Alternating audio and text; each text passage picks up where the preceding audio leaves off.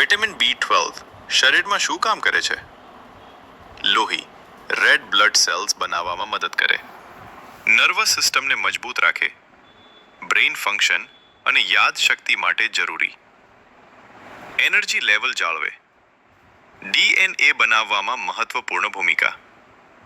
Vitamin B12 ઘટે તો શું સમસ્યા આવે?